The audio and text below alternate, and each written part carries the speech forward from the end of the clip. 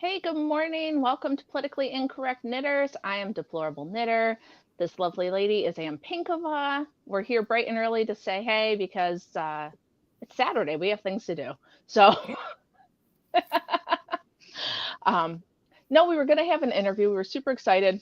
Got the dates wrong. So, here we are. It's us. Um, so, before we get going, though, we're sponsored by Chicken Lady Fiber Arts. You can use her code PIZZA20, PIK, for 20% off your order. And she has beautiful yarns like Blackety Black. This is on her silky base, which is merino and silk because yes, please. Yeah. If you're gonna knit the good stuff, right? Right. And it's a worsted, but it's not like a super heavy one, so that's cool. And Anne has our other color. Yes, I have our giveaway for this month, which is marvelous. Yes. Yes. So once we're done going live, go ahead and comment below to enter a giveaway. But again, also check out her shop. She just did her. She has a Flower of the Month mini set, and she just released. I was, man, I am totally blanking. This is why going live is an issue this early in the morning. It is But she absolutely released her gorgeous. color, and it's beautiful. She did. It's lovely. I'm so sorry to do that. It's beautiful yarn, How and funny. it's like one of them is like this just stunning dark green that is gorgeous. Anyways, but yes, check her stuff out. I also have some Blackety Black and some. I don't know that if this has a name, it's not with it, but this is also Lynn's yarn for our Puritanical Knitting Fun Run giveaway prizes. So remember that. Cool. But yeah, check her out. Get 20% off your order. She has beautiful stuff. Beautiful stuff. Yep. And oh, sorry, go ahead. I was just going to say, and if you don't remember about the Puritanical Knitting Fun Run, it's the Mostly Black challenge that Anne has decided we all need to join in on. And I released this pattern last weekend to my patrons. It will be coming to real people this weekend on my website and on my Patreon. But you have to knit at least 3/4 of your project in black, and I picked a color. So this is black. I didn't have Blackety Black when I was knitting the samples, but this is black. And then this green color is Dragonfly from Revolution Yarn, and she is simply lovely. And it's got some black in it, which is why it works for the fun run because it's not just all green. Mhm. And I wasn't sure if I was paused or you were, so good to know. Oh, sorry. I think I my was like, internet's kind of I crappy. thought I was just yelling into the void for a minute there. But so I released the hat pattern last weekend. Sorry, I'm chatting. And then I have not yet released this cowl pattern, and I will show you guys why, because I don't know if it's me or if it's really a problem with the pattern, and so I wanted to know. So I'm wearing it because I wanted you guys to see how it lays. Like it's Right. got the swoop here, it kind of lays down deeper so that it can go over the top of your shirt or into your jacket or whatever. Oh, both of our internet's bad. Sorry, guys. It's Saturday morning. It doesn't want to work. Oh, I lost There all she of it. is. But the reason I have stopped on this pattern is because when it's flat, it is so ugly. It looks dumb. And I'm like, are people going to think that this is a piece of crap when they knit it? So that's part of why it hasn't come out yet. But I love the way it lays when you're wearing it. So I'm like, Right. I don't know. I am going to put an I-cord on here. It doesn't have one right now. I think that'll help some of it. But Right. yeah, so if you guys have an opinion, let me know because I'm interested. Yeah, because it looks weird, but then when you put it on, sorry, I'm probably like garbling my microphone, taking this on and off. But once you put it on, it's like really nice, and you don't have to move it, and you don't have to once you get it where it goes, it's just staying. So I like it, but it looks dumb, and so I need to know from other people, is it just a me hang up or is it something I need to make look better? Does that make sense? No, I get what you mean. And like you said, I like how it lays when you wear it, that it's, Hmm.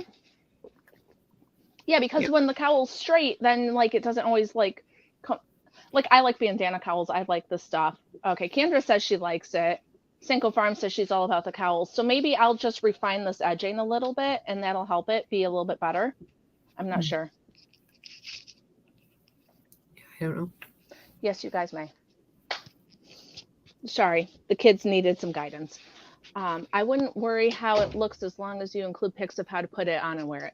Okay, that's kind of where I was going with it, but I got like, and Anne can attest to this. Sometimes when you're designing, you get like so in your head about these things that you see happening that you're like, you can't get past them. And Mhm. even though like so I teach knitting at co-op, right? And so yesterday in my knitting class at co-op, I put it on and I'm like, what do you guys think about this? So the 12 to 15-year-olds said it was a good look, but and so I should have just went with them because, they're the up and coming trendsetters. I just want to make sure that, my base likes it too. Everyone knows that homeschooling 12 to 15-year-olds know where it's at. Okay, yeah, maybe they're not the coolest people ever, but yeah, I mean, they because probably I are. love how this. Yeah. No, I some of can, them aren't. But I love yeah. how it looks on. It's just that when you take it off, it's like the goofiest thing ever. And I got all, yeah. Well, It's not a Yasser Arafat scarf. I don't know what he's talking about. Adam, I don't know. okay, Adam. Well, it's what I don't know if you remember the one cowl I did with mohair ages ago, where it was sort of like Hmm. pointed in the front, and I had sort of the same Hmm. thing too, where I'm like, is this a thing? I don't know. And then I ended up giving it away as a gift. But Yeah. Well, and then like it was me like struggling with short rows because as a non sock knitter and stuff, like sock knitters do short rows, right? You have to wrap and turn and twist yeah, on heels. Yeah. So like that, getting my head around that was like horrifying. And then I'm like, now I have to write that into a pattern. I And have then it wasn't looking right. And then I just got so in my head about the whole thing. I was like, forget it.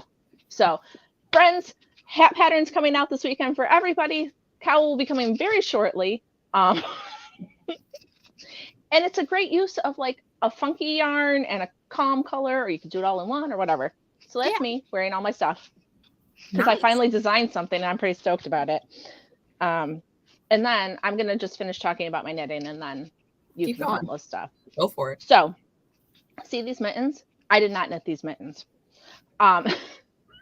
Which seems weird, but so there's a lady at our co-op, one of my friends, she said to me, she texted me this week and she goes, my grandma has a pair of mittens. I'm not certain. I think her grandma must have passed. Because she was like, they just need thumbs. Can you help me? And so I'm like, sure. And so this one truly just needed thumbs. This one hadn't been decreased on the top. And I was like, so I had to figure out, and it was kind of cool that I had it because I was showing the kids in my knitting class. I'm like, when you get good at knitting, you can read knitting. Like I was able to count the rows and see the decreases. I could tell which decrease she used. I was able to see how often she did it. So I got to talk to them about that, which was fun.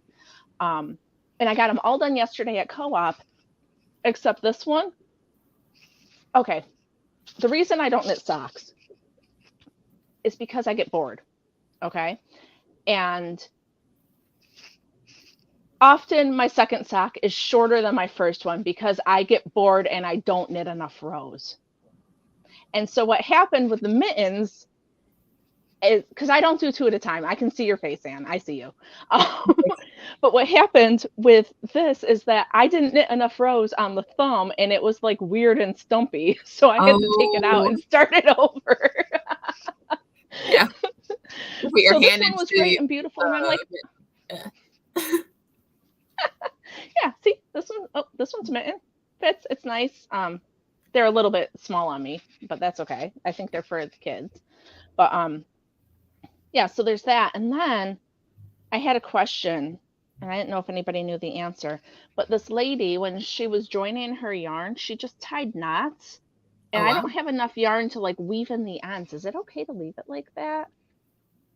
I don't want them to like come apart immediately, but I didn't do it. So it's Right. like, I mean, and I you have can't feel the knots because this is so bulky that right. when they're on, you can't feel them. Um, So, I mean, you do see that sometimes in like commercially knit stuff that there's like, mhm. little threads and stuff hanging. And to me as a knitter it goes, I can't believe it. Why? But I mean, Yeah. I think practically it works fine. It just, harms my everything must be neatly finished on the inside heart. Right. And well, I went in to go and weave in the ends and I saw the knots and then I'm like, I can't even like untie them and weave it in. It's just too short. Yeah. So just leave it. Not my problem. Like I I'd don't say want to be mean, but I can't, right? There's nothing else I can do. I I mean, Okay. there's probably something, but I wouldn't bother. I mean, Okay. just whatever you would have to do would be so ridiculously annoying that I'm like, just leave it. It's just grandma Hmm. did it that way. Just it's all right. Yeah, but it's just I don't know, especially since like I'm fairly certain that the reason I'm helping is because she passed. I want to make sure that they're gonna last for them. Like they're gonna have them. Like these are the last ones that grandma made, you know? So that's a little bit of that. So that's what's happening Mhm. here in deplorable Knitterland. I'd leave it out of respect for the previous knitter. Okay, that's a good point. That's how grandma did it. You're right. Yep. So I wove in my ends the way I weave them in because that's what I do. And Mhm. yeah, I'll leave grandma's. Thank you. Yeah. I appreciate you guys. I'm so glad that I get on the internet and ask people questions because I'm supposed to be the expert. Sometimes you have to ask though. Sometimes you gotta be like, is this weird? I don't know. Oh, and Shauna says there's glue specifically for knitting. Mm. So that's interesting too. I didn't even know that liquid stitch. Okay, Huh. so that's interesting. If you ever want to reinforce something that gets like broken or snipped, you got to have a little knotty. Good to know. Thank you. That's a good idea. Um, I'm sure it's more professional than the old put some nail polish on your pantyhose if it starts to run trick. Because that's what I think of. I'm like, no, I bet that's probably nicer. It's not just like, ugh. it's got to be the same concept though. Right. Something. Okay. Sorry, my kid's computer needs to be updated. So, what have you been working on? Well, I mean, I've been working on my puritanical knitting fun run shawl. Here, I guess I'll show that quick. I mean, it looks same as it did before, really, but bigger. That, wow, it's lovely. I mean, you've seen it, but I think it's pretty. It's getting What there. pattern is this again? This is the Mingling Daisies by Mr. Stephen West. Um, I love it. It's very, very pretty. Oh, there we go. You can see it a little better on the thing. But yeah, I've been Hmm. working away on that, and it's going to be huge, and I'm excited. And I, even though I'm not eligible to win the prize, I have this idea for staging for the photo because part of the challenge, I'm sure you all know, I'm going to repeat it again, that part of it is that your project must be at least 3/4 black, but also extra points are given for having a themed photo, that we're having a photo contest judged by the lovely Carrie Smith. And there's been some really cool ones already.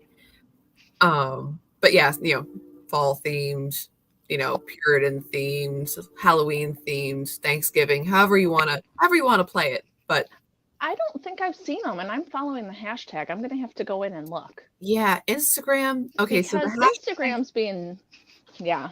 right, the hashtag was originally like considered against community standards, which was super weird. But then like, Obviously. no, it's good. But yeah, I'm having difficulty finding stuff sometimes. So I have to like Yeah. actively search it And out to I make would like to point out Neil's comment that it's pretty, but it's not black. well, it's not your challenge, Neil. So And her, as a benevolent dictator, has decided that that colorway from I Mystery Mouse Yarns qualifies.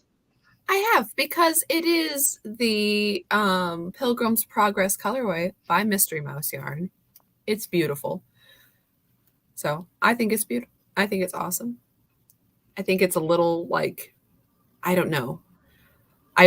Like weather worn, like, when you see something that's mossy, but not, I don't know. That sounds like I'm not in love with it, which I obviously am. So yeah, it's fantastic. No, Brindle. it is a lovely colorway. But yeah, that is not the only thing I'm knitting. I'm working on a secret project, which means I'll show it to y'all because because we don't know the concept of secret here. Exactly. Everybody just be really, really chill about this, okay? Don't tell your friends. Or tell your friends. I don't think it matters. Okay. So what's the secret project? It's not that, I mean, it's secret, but it's not so secret. Anyways, like a half secret? It's like a half secret. A little bit of a secret. So Mr. Gary from Nerdrotic of my mug is doing a meetup in Wisconsin, and I'm going to it. I'm so excited. So I have to knit something. Anne and her brother are going to NerdCon, so that's fun. Yeah, I'm so excited. It's gonna be fun. Will you do some live reporting there, or some recorded reporting, or something? I don't know. I will not promise. But yeah, Anne doesn't like to ask people questions. She wants to just be chill. Maybe she'll meet someone cool who we can put a snippet in. Maybe. And I do know that they send somebody around the room who is live recording at the same time and like chatting with people. Mm-hmm. So because Tara was, when she was at another meetup and she was a part of that. So mm-hmm. May I just interject for a second? If your yarn didn't liberate electronic goods in 2020, then it ain't black. So I guess none of us are actually using black yarn. It's fine. No, I'm silly. I'm sorry. Oh, that's okay. So Neil's saying I'm not actually knitting with black yarn. I'm knitting with super black yarn because very cool. Yeah, I'm super excited. Are you going to fangirl and give it to him? I mean, it's one of those. Try not to fangirl too much. It's one of those things where I'm like, on one hand, I'm like, I don't know, because I don't want to make it weird. But on the other hand, I know that other people bring stuff to these events to give to these people. So, I mean, might as well. And yeah, so I was having lots of fun getting the logo to work. And I'm not sure I'm happy with the circle still, but once it blocks, it'll be a little more even. I did a couple different rounds, but yeah, so that's what I'm working on with my extra black yarn meal.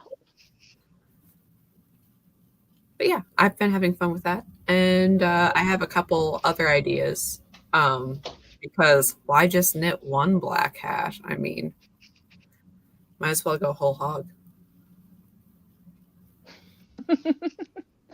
Aren't there many shades of melanin black? So yeah, Anne's is just less melanated than some of the other yarn. That shawl. Well. No, not funny. Okay, sorry, I'll move on. Sorry. No, I love the Nerdrotic thing. That's awesome. Mm-hmm. No, so, I love it. And it actually, yeah, I only did like 2 samples of it. So you should be proud of me, except that I'm not quite proud of the whole circle thing. So I'm amazed that you only did 2 samples. Yeah, I mean, Anne, do I need to send someone to check if there's a pot under your bed? I don't know. Maybe I'm just getting complacent in my old age. You've been around me too long. So listen to this, right? I teach crochet at co-op as well as knitting. And the crochet teacher, this is our 2nd year? Maybe we've been doing it for 2 years, maybe 2.5 years. Like we've been working together for a while. Right. And in the beginning, she would rip everything out everything out. Like if one stitch was off, and now because she's been around me too long, and I also think she was a very new crocheter, or Right. not very new, but she wasn't as experienced. And she now we're like, oh, you're a stitch off, just fix it in the next room. Like, because we don't want to be like, don't have a great product, but also like we're making sweaters this session. And so like if you missed a stitch 8 rows back, we're not going to tell our students that are already like, it's already a difficult project for them to like go back and fix that stitch. You know what I mean? And it's just so funny that she, like, as time has gone on from hanging out with me, she's like, yeah, it's fine. It's good. It'll be okay. It's close. Part of the so I had to take apart part of it, and I was I was doing that half debate because part of the repeat is that on this point in the pattern I'm basically repeating these same 3 stitch rows over and over again. But part of the repeat was instructions on another page saying that I should increase on this row. I'm like, okay, I can increase in the next. I'm like, no, I can't. Take 2 rows, or I think it might have been 4 rows back. All right, do that. Put your increases in. That's not just like missing 1 stitch. That's putting the increases in at the wrong point in a shawl. I can't do that. All right, we're gonna... But yeah, because I'm just in endless repeats now, I am much more like, and the numbers don't quite add up at the end. I'm gonna knit 2 stitches together and it's gonna be fine. It's gonna be great. Right. And I've always been that kind of knitter, and it's like, it's not a lazy thing. It's just like, is anybody... One girl, she was off. Uh-oh, something happened to Anne. No, we're good. Okay. One of my students was off on her stitches, and she was super worried about it. And I'm like, honey, if somebody notices that, they need a friend. You should go befriend them, because if they have enough time to look at your sweater and see that 1 stitch is wrong, they need something. So go make a new friend. She's like, oh. And then she messed something else up, and it was like 12 stitches. I'm like, now that is not somebody who needs a friend. That's an actual issue. You need to take that out. Well, and also, I shouldn't mention this because also nobody will notice, but there is a point in that shawl where you can look at it and be like, yeah, Anne, you were off a little bit. Like, yeah. But, before we continue on, Diana Clark wants to know where this challenge was in August when she knit 4 black hats. I'm sorry.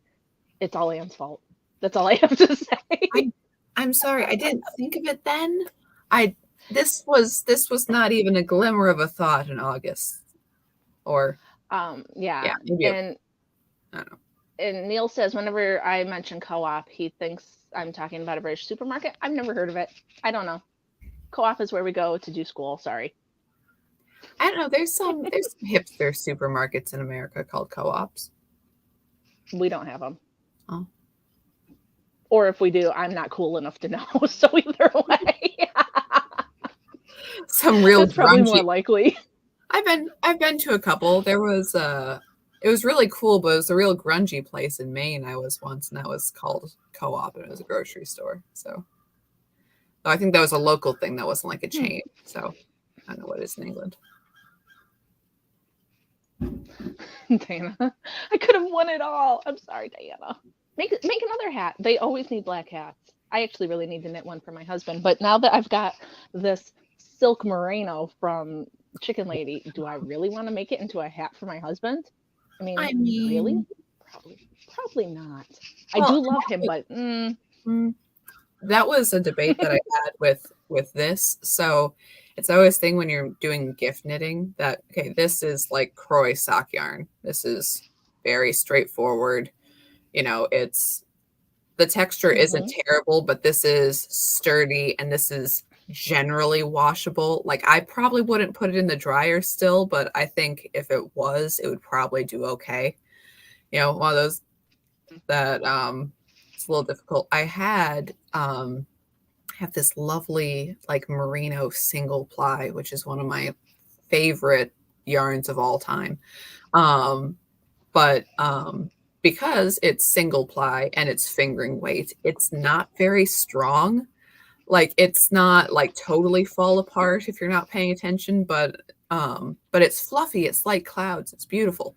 But when I was knitting this, I was like, yeah, again, the sturdiness might be important. Like just getting a regular Yeah. old hat might be better than, extra fluffy.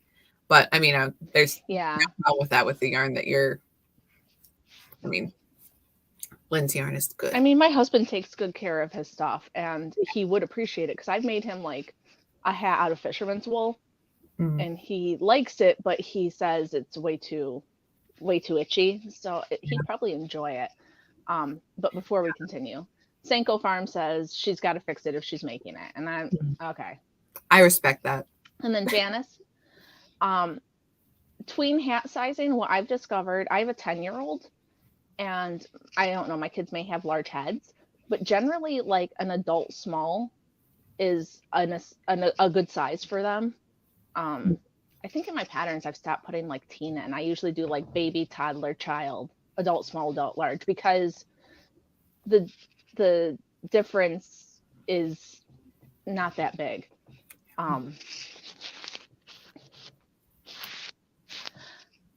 So Clementine's trying to get in. Yeah. And I forgot to tell you guys about my cat. So Clementine is a pain in the ass, as you guys have seen on other lives where she's like crawling on my head and stuff. On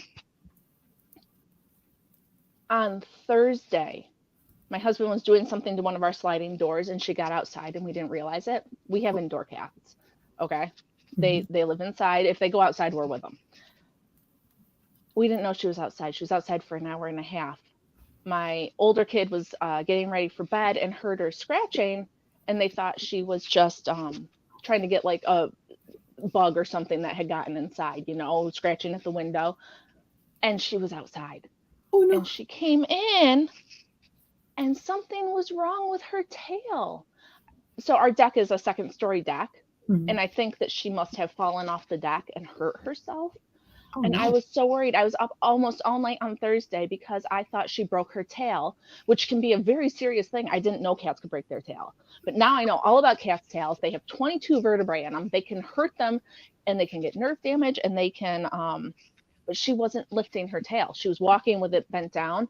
Oh my gosh. I was so worried about her, but she's finally coming back to herself. She just was begging to get in here, and she's the cat that whips her tail back and forth like this, like, she hasn't been doing that, but she's better. But oh my good gracious. So we don't know what happened to her. I think she fell off the deck.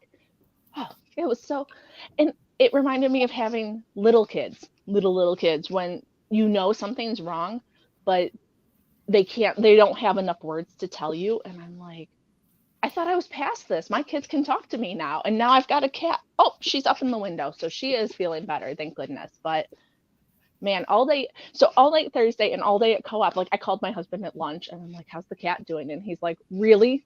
You're calling me to check on the cat? I'm like, yes, I need to know if she's okay. Yeah. I'm worried. So anyway, that's all I know. So that's what happened. Kendra says it happened to a cat of theirs. Yeah, and if they get like really badly hurt, they can get nerve damage and they can lose control of their bladder and bowels, and sometimes it has to get amputated. So it's like 2 a.m. and I'm on Google reading this because obviously that's what you should do at 2 a.m. Exactly. You're like, oh no. Right. So, and yesterday at co-op, I was just terrible. I was all worried about her. It was terrible. So anyway, that's my story about Clementine, but she is getting better. So I think that she fell down and hurt herself, but it wasn't a very bad injury, just kind of resting, and it was okay. Yeah. So anyway, there you go. That's my random story about the cat. Right. I was going to tell Anne last night on the phone, but I'm like, no, I'll save it for later because, she likes to come on the podcast. So I figured I would tell you guys. As an occasional guest, you want to know. Right. I figured people would want an update. So anyway, I think I'm done with all my knitting and nonsense. what about you? Do you have anything else? I mean, you have a lot. I mean, besides that. I do love that hat. Well, thanks.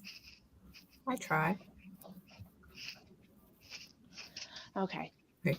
I'm going to help the computer get fixed, and you can tell me what you need to about Ofcom. Oh, no, just that continuation. Sorry. Just the, continuation of Ofcom issues of, oh, hi, Jason. That in continuation of Ofcom issues in England, that Toby Young of the Free Speech Union was not butch enough to stand up to when it was Mark Stein's issue. Now Ofcom has a vendetta against Rumble. And basically, if the CEO of Rumble lands in England, he will be arrested by Ofcom, the nice little TV regulatory agent that is now also in control of the internet, for platforming Russell Brand's show, who, gracious. Yeah, as we remember, the guy who does not have any criminal convictions. And while obviously criminal convictions would be a bad thing, that doesn't actually preclude you from having an internet show either. So why he is why that would be a reason for the internet or the internet and TV regulatory system to entirely shut off an internet platform is an interesting thing. But I don't get it. How? So the guy that runs the Free Speech Union is helping with this? No, the guy who runs the Free Speech Union didn't think Ofcom was something worth standing up to. And now we've gotten to this point where they can actually demand arrests, not just fines. And when they're doing this, it is Ofcom has judged you to be in the wrong for your statements. And the whole judging system of that is entirely erroneous. That it's like, okay, so if I said something on British TV and I was being judged by Ofcom, I wouldn't be able to see, well, who's my judge? Is there a jury? What kind of a trial situation? Okay. Like it sounds like a bureaucratic stamp of judging. It's the Dolores Umbridge of judgment. It's like, okay, well, if I am being judged by a government agency, then don't I have the right to know who's accusing me? To defend myself, to put forward my own case for what's going on here. And apparently that is not so, which is why Mark Stein is having his lawsuit against Ofcom. Again, so that GB News and the Free Speech Union did not think was worth it. Yeah. Janice wants to know who's going to go after them for interfering with Rumble or Brand's rights. That's a good question. And I didn't hear this. I don't know if it's true, but they're trying to cancel Orwell now. Oh, of course.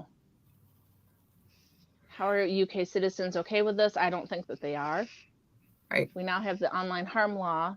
Expect lots of anti-free speech arrests. Nice. So it's fantastic. Yeah, and it's a preview of what we're going to get. So buckle up, friends. Right. I mean, J.K. Rowling has said that if she goes to jail over speech, over asserting that men are men and women are women, she said, no, she wrote in a tweet, she's like, I will go to jail. I mean, it'll be more fun than anything that I've ever done on the red carpet. So sure, let's go. 2 years in prison. Awesome. But also in America with the free speech issue, that the guy who that there was a trial over a Hillary Clinton meme that he got 7 months for that, which it's totally an intimidation tactic. But yes, in America, he got 7 months for a meme. That's messed up, dude. It's really messed up. And Diana wants to know, so you can get arrested for hurting someone's feelings. Apparently, Yeah. apparently. So we got that going for us. Got that going. Yeah, and of Taxpayers. all Yep. the feelings. Oh, and this is something that to Neil in the chat. Thank you, Neil, for making my material. But he was talking about, okay, so right now we have all of around the world, we have these quote free Palestine rallies. I mean, not to quote so much, but they're violent. And they are very, they're chanting for violence against Jews. That is the one in front of the Sydney Opera House. They were chanting "Gas the Jews." They were, this is bad stuff. And massive protests in France, even though France has deemed pro-Palestinian protests illegal, are still out there, which is very French. That is, even though France runs a little differently from the rest of the world, you gotta, okay, whether or not you're like, hey, free speech issue, if you want to be hateful bigots, that is your right. But he was like, well, France, France shouldn't ban protests, and they're out anyways. Not that is the one thing in which they have that Islamic extremists have assimilated to the French culture, and they don't listen to the government when they're being told not to protest. But anyways, we have these things. There was a French teacher that was stabbed over these issues. In London, there have been huge anti-Israel protests. And also, there's a video that came out this morning on a train when the train person, the man over the intercom, was saying "Free Palestine" and everybody like hip hip parade, and yeah. So nonsense. Okay. Exactly. So when it comes to quote hate speech, or also just feeling unsafe generally, if there is a crowd of people who are saying that the ethnic group of which you or anybody happens to be does not deserve to live, and if you're like, hey, I think I want to call the police because they're chanting for people's deaths, I don't think that's cool, that's fine. And the actual violence is fine. And again, I get just waving. Sorry. It's okay. Move on. No, it's like, no, I get that I get the free speech issue. I also get the legitimate threats that maybe somebody should look into this sort of legitimate threats that have not been looked into at England at all. Another issue, okay, so we have these very pro-militant protests, which are, nobody's even blinking an eye, no one's investigating. I mean, there's a long history of Islamic terrorism where, the quote lone wolf was the known wolf, and that, our agencies have been looking in. Well, we've known this guy for years. It's like, yeah, but he just killed all those people. It's like, well, he was on the list. That's really nice, though. Shouldn't the list prevent people from committing acts of violence? And we get this. I mean, the same thing happens in America, and with, slightly different cases like school shooters or something, where half their family called the police and said, hey man, this guy's going to do something. And they're like, nah, we're not going to do that. Anyways, but with the free speech issue and so much of this Israel and Gaza thing, that there's a certain contingent that is all like, oh well, this is a plan, or this is gaslighting, or this is distracting, or this is whatever, and it bothers me. okay, I think I said last time we did a live about this issue, but it's like this is not the new current thing so much as it's the consequence of something that's been building up for years. And not only it's the ignored consequence that has built to a fever pitch, like, the bill will come due. But that when people are like, oh no, this is just because, you can tell that this is a lead up to that this is just a new thing for new wars that the West want. It's like the people who want new wars, the people who want overregulation, the people who want lack of free speech, the people who want a police state, all of this, they will use any opportunity that arises. It is not specific to this one. If there is any sort of a school shooting, the instant next breath is gun control. If there is any sort of, an online manifesto and they lock it down under, guise of safety or for shutting down free speech, they will do it because their end goal is in a certain direction. Back to something Neil said. Neil mentioned that they have legislated in England that Holocaust denial is illegal. Okay. So it's like, okay, so free speech. Okay, if you want to be an insane person, that is your prerogative. They are not going to arrest any of the Free Palestine people for Holocaust denial, or if any of those people, which I suspect there's quite a few, who say it didn't go far enough. You have that really awful contingent of people. That law won't be for them. That law will be that law won't be enforced there. But what that means for the law-abiding part of society is that we have legislated truth. And if you start with something that's like, okay, all rational people ought to say that this happened, you can't legislate it as true, though. You can't, because we can go with other legislated truth. Like we essentially lived with legislated truth under COVID, that you weren't allowed to be a quote vaccine denier or medical disinformation, or however you want to say that.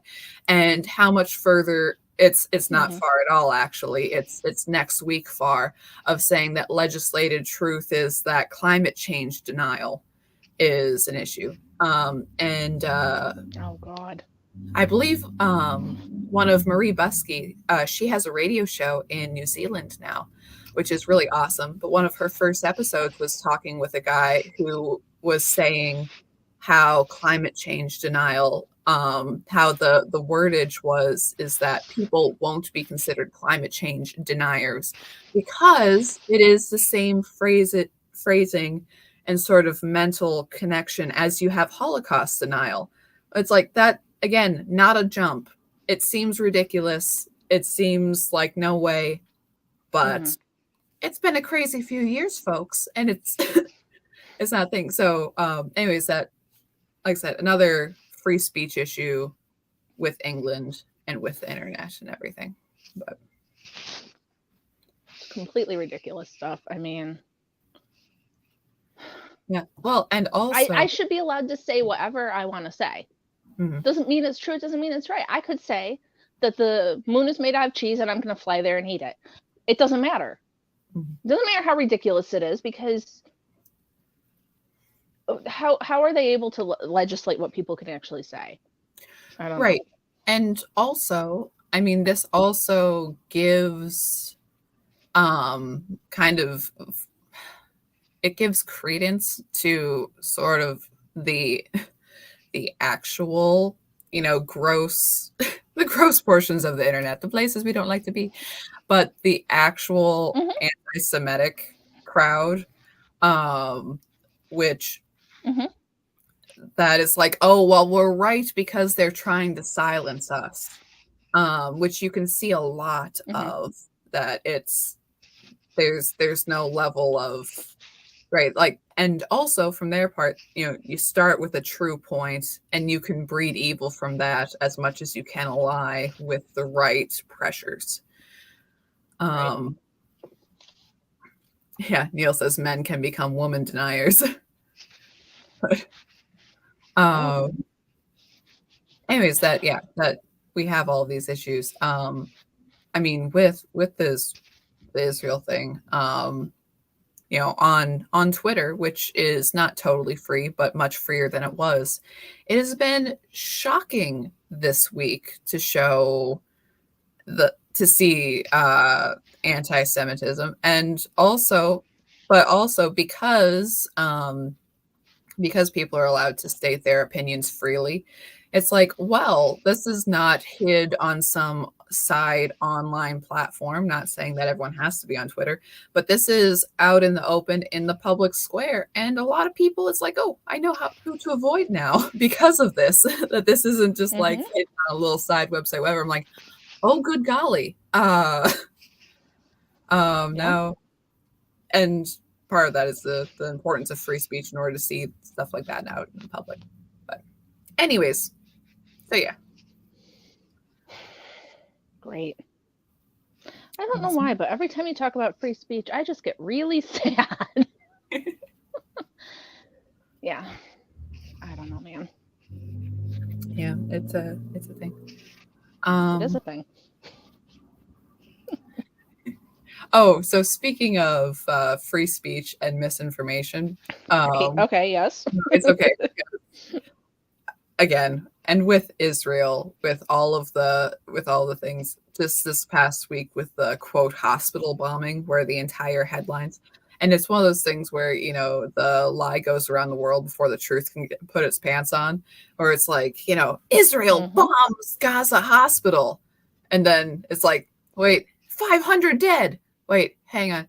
No, actually, just there was a rocket. It hit the hospital. We're not sure where it came from. Okay. So Hamas fired their own rocket from next to a hospital. Crazy stuff, which I think should kind of be the news story here. And then it hit the hospital. No, wait. Okay, the rocket misfired and hit a parking lot, and it turned out that the number 500 was unsubstantiated and all of that. But those tricky Jews, like you just ran an entire media narrative that did not take place. But if you just read the headlines for the day and you didn't read the follow-ups, you wouldn't know that this whole thing happened. But yeah, and like I said, it's not the story that, oh, by the way, it's more proof that Hamas fires rockets from civilian targets and right next to them. So if you actually want to shoot the people who are shooting the rockets at you, you risk civilian lives because they specifically do that. That has been their entire playbook since they began as a people group. Yeah, right. I don't know. And Neil's saying there was a Will Witt video showing fake burned out cars and fake war zones, and you can't believe anything. I haven't seen that, but I think I mentioned it the last time we talked about this. Like, I have a friend who's like a super conspiracy theorist who's like, everything is fake. And I'm all with it. Like, let's put on our tinfoil hat. But also, I don't think we can say everything is fake. Like, although with AI now, it's hard to say. I don't know. My kids and I like to cruise Instagram, and man, some of those AI things, you can't tell whether or not it's real. Like, it's creepy. So some of them, but it's all very not to diss Will Witt or anything, or he's engaged to Ava Vladimir actually. So that is. She's on Stein's show all the time, or was before he got ill. Right. Anyways, that it's like, yes, but there is still truth. Like it's very easy to discount anything you don't like because you could say it's AI, but it's like I'm forgetting what her name is, but her Twitter handle is redheaded libertarian. And I had liked her stuff before, but she's just awful over the Israel thing.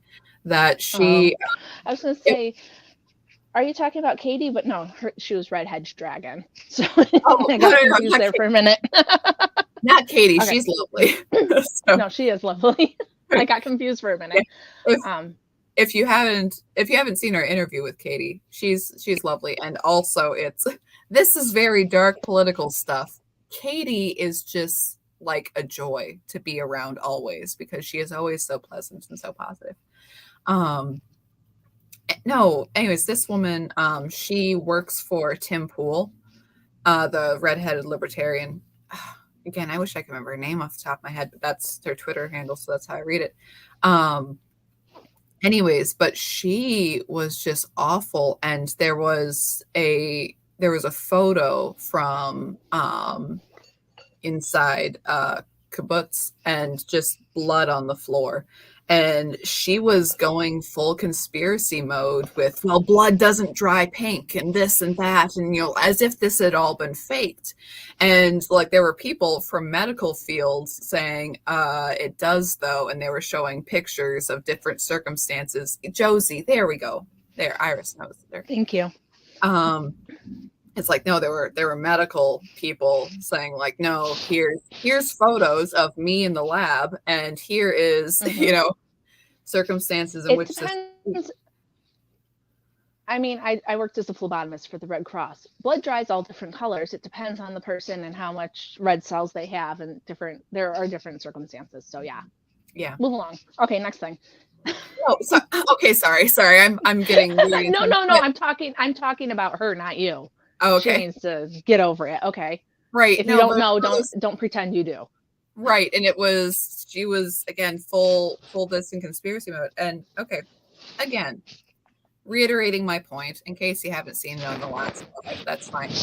That okay, I don't think America should get involved in this, not because I don't think that this is a just war on Israel's part. I think it is absolutely a just war. I think that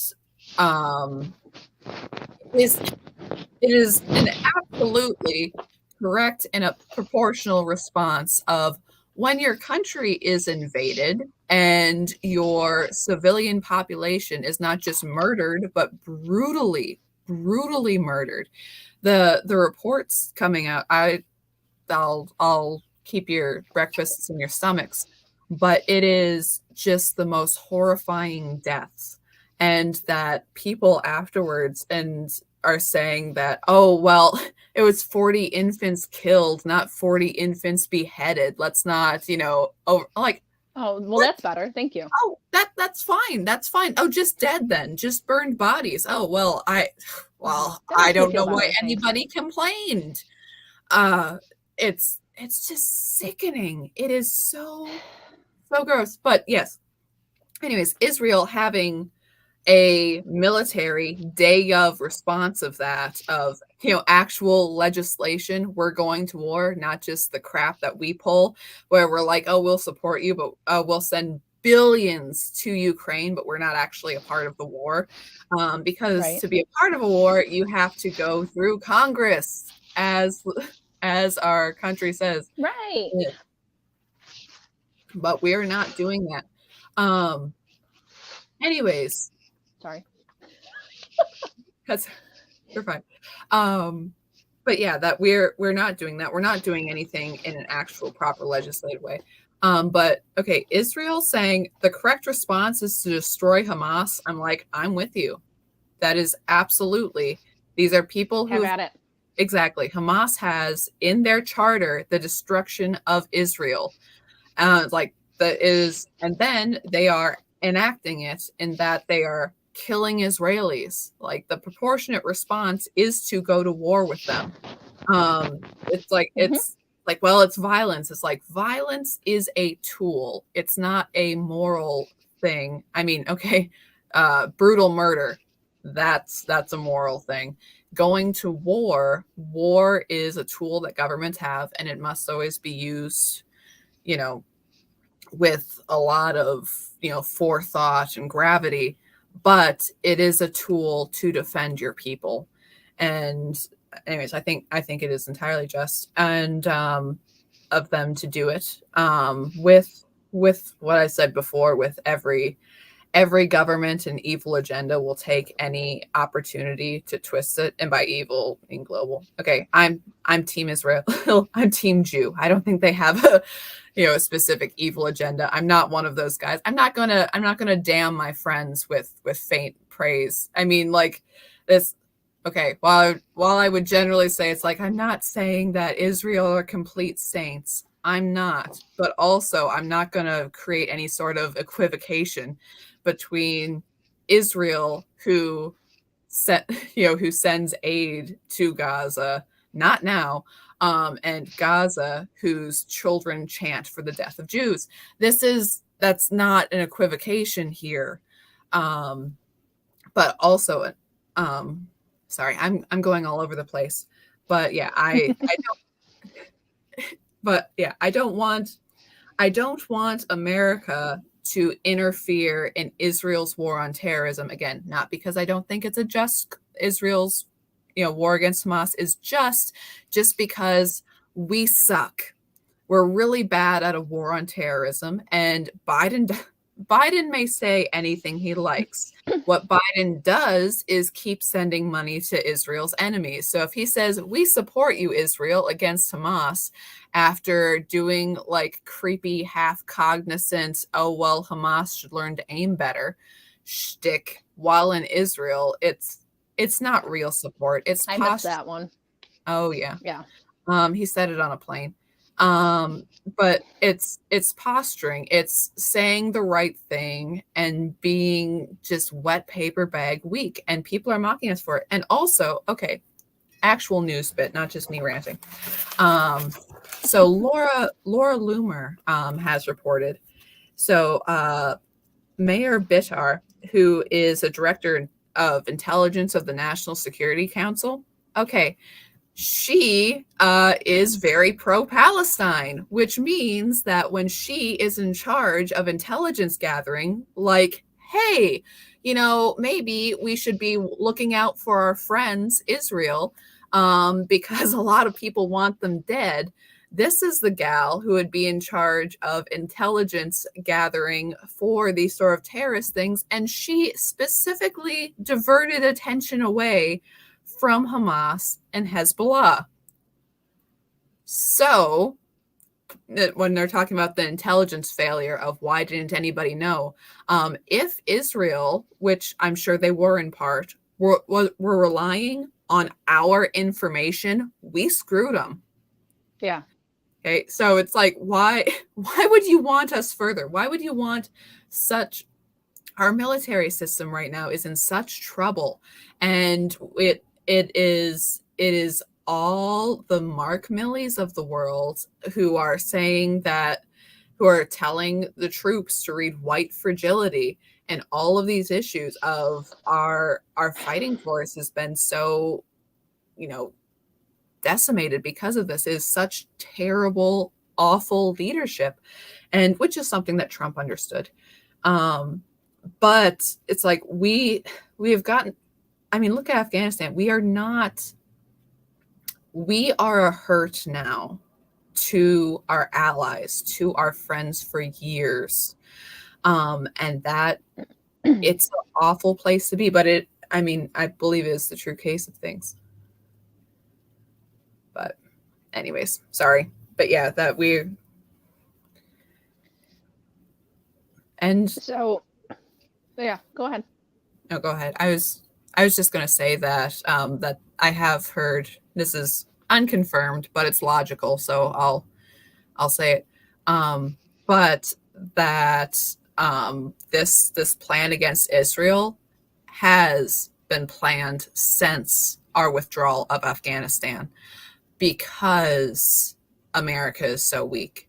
And again, if we were strong, our position wouldn't even necessarily be, or I think the correct position wouldn't necessarily be, troops on the ground with Israel.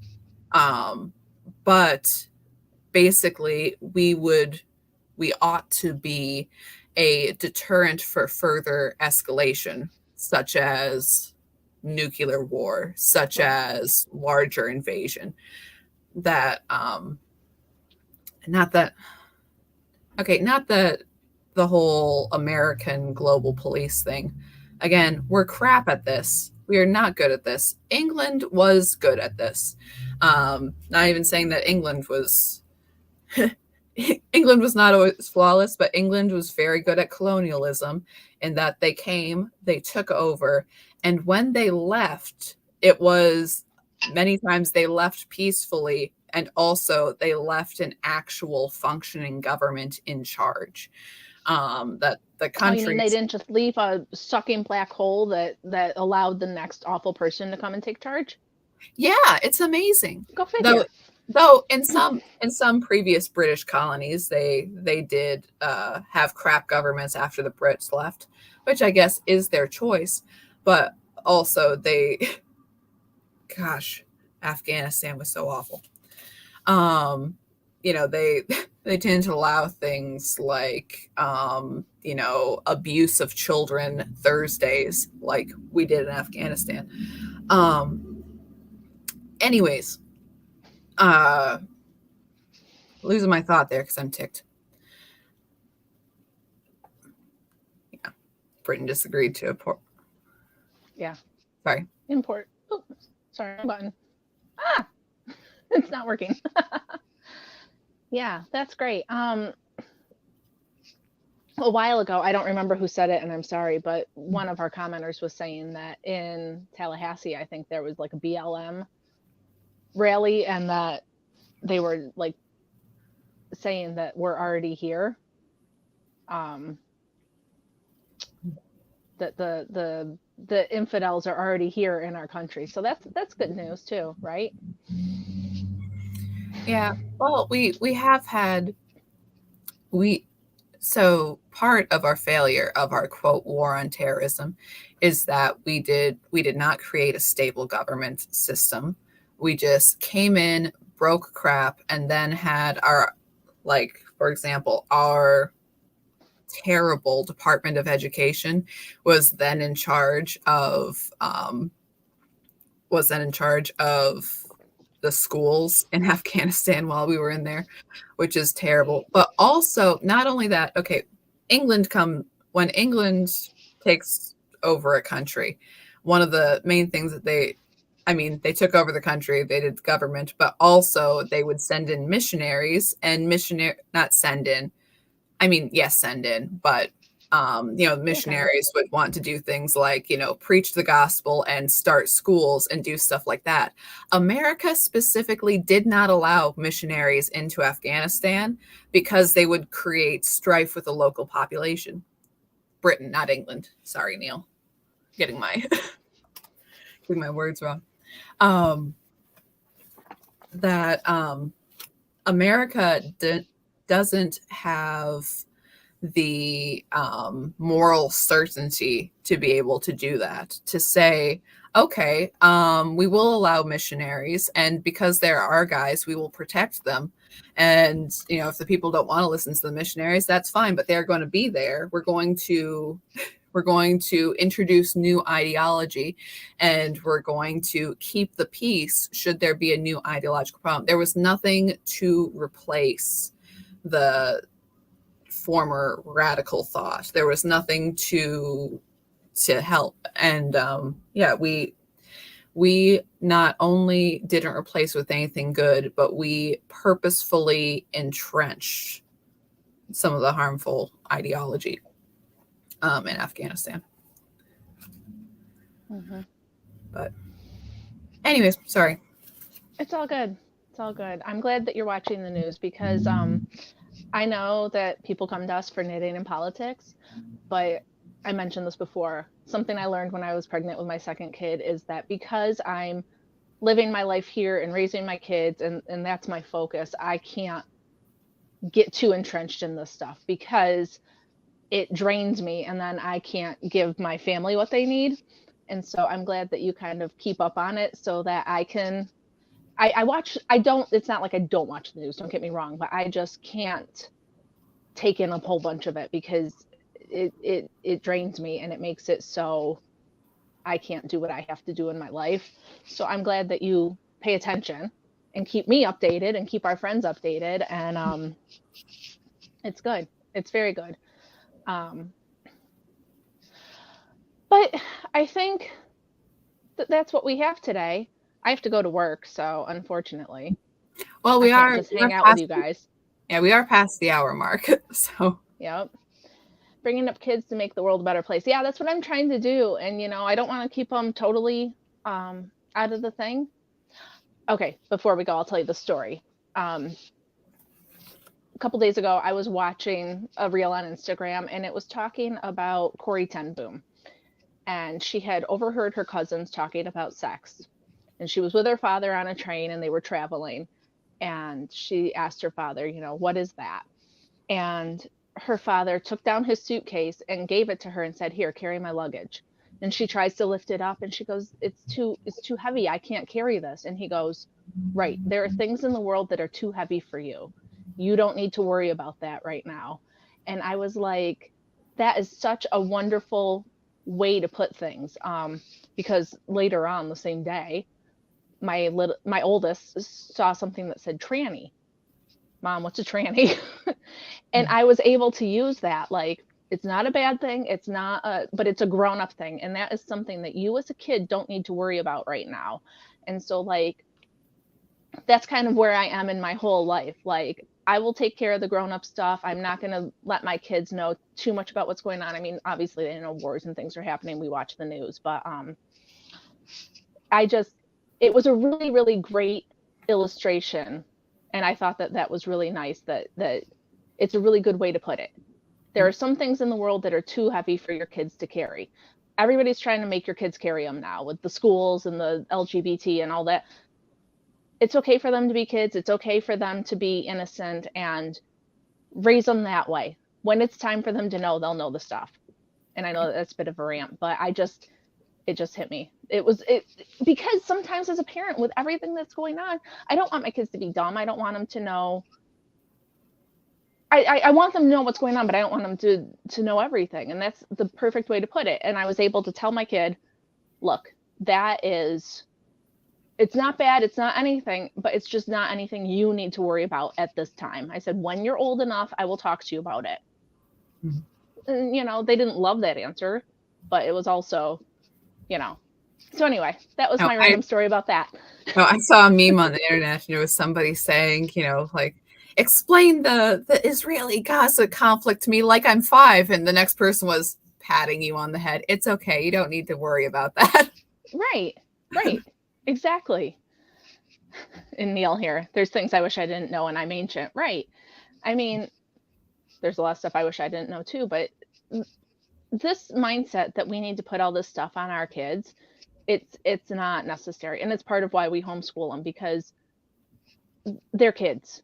It is not their job to worry about what's going on in the grown-up world. And I think that parents need to remember that. And everybody needs an aunt in their life to say, hey, I've been watching what's going on. I'm going to tell you about it. So I can come in like, hey guys, before before Hamas invaded Israel on October 6th, 23andMe was hacked specifically for Jewish genetic information. What? Yeah. That went awfully quiet. It sure did. I never heard that. Yeah, that's super evil. Okay. That'll be a new conversation. So, guys, thanks so much for joining us. Enter to win Marvelous, which Anne has, by commenting after we're done, because these other comments go off into the internet, and I don't know how to find them. So, comment when you're done. It's beautiful. Use the code PIZZA20, PIK, 20% off at chickenladyfiberarts.com. Mm-hmm. Yep, Thanks for being awesome. Yeah, go check out her other beautiful yarns, because they're fantastic. They are. They're all beautiful. I've got this one here, and I've got this one here, and I've got this one here, and I've got this one here, and they're all so pretty. There we go. Your picture froze, so I couldn't see any of those until the end. Oh no, I hope everybody got to see them. So guys, thanks for joining us. We'll see you next week. Right, We'll see you on Tuesday for Politically Incorrect Knitters live from the Name Wars. That's right. All right. Bye, friends. All right. Bye. Maybe.